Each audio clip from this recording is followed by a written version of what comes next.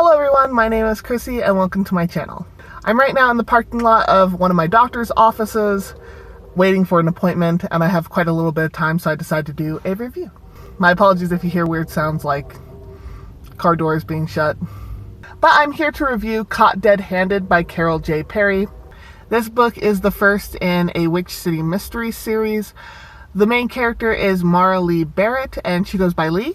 Lee is a field journalist, and when this book first starts out, she is going to go interview for this news station called Witch TV that's located in Salem, Massachusetts. So yes, that means that there is witchcraft and a little bit of magic going on in this series. But Lee goes to apply for this field reporter position, and when she gets there, she finds out that the job was already given to another person, and rightfully she's pissed off. So when Lee leaves the building after finding out that she didn't get the job, she ends up stumbling on the dead body of Ariel, who was the host of a show called Nightshades. Ariel was known as a witch, and she would not really tell fortunes, but she would give advice based on, what she saw and constellations and all that kind of stuff. It turns out that she actually just gave pretty common sense advice, and for the most part, she didn't really show that she had magical abilities. We learn more about this later on, and that she did have some witch-like crafting abilities that she did use some of the time, but for the most part, she just gave people really common sense advice. Like if someone wasn't sure about the relationship, she would tell people to meditate on it, to give it some thought, and to find out if they really do feel like going to counseling, couples counseling or something like that. If someone was in an abusive relationship, she would encourage them to leave that relationship, but say it in a way as if it was the fates telling her that they need to leave. And it ends up being where Lee takes over as host for Nightshades. Now, this book follows the mystery of Ariel's death and the death of one other woman that ends up being linked to Ariel's death. Where Lee comes in is that she does have some witch-like abilities because she's able to see things in a crystal ball.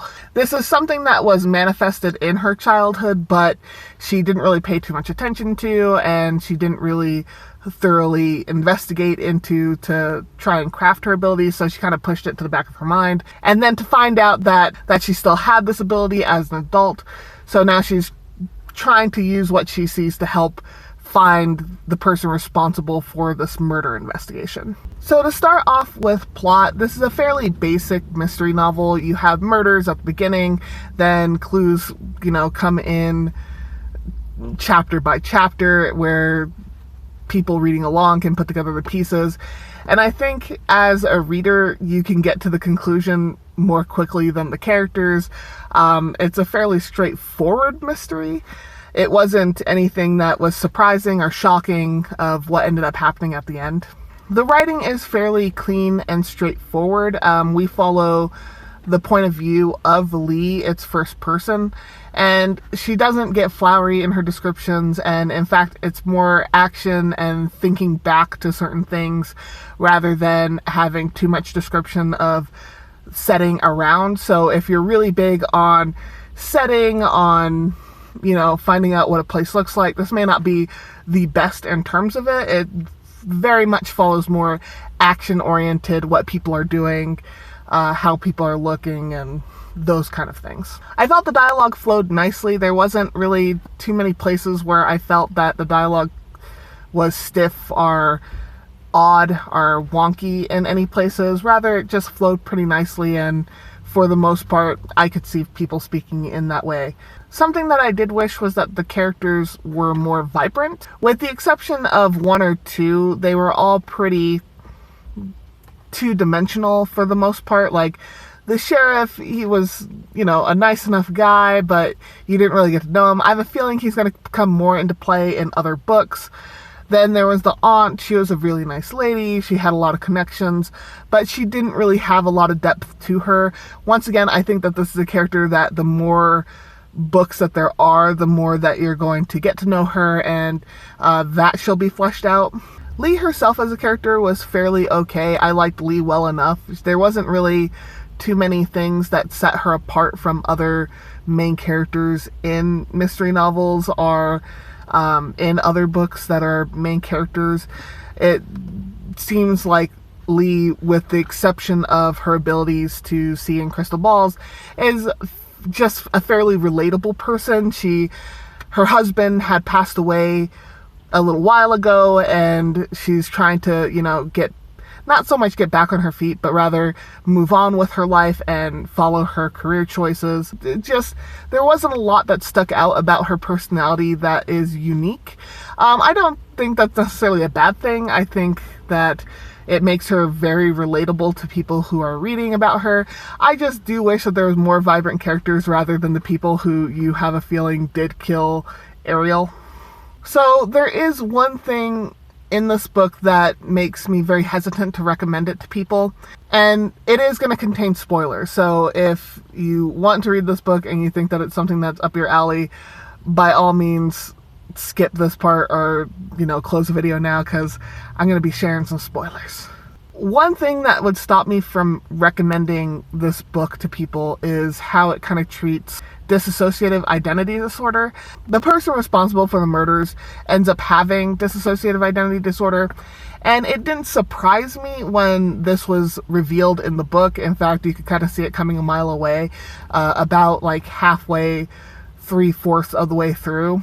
I don't think that the author was meaning it in a way that says all people who have dissociative identity disorder are violent. I don't think that that was the point at all. Rather, I think that this was just a way for the author to have a surprise in her mystery novel.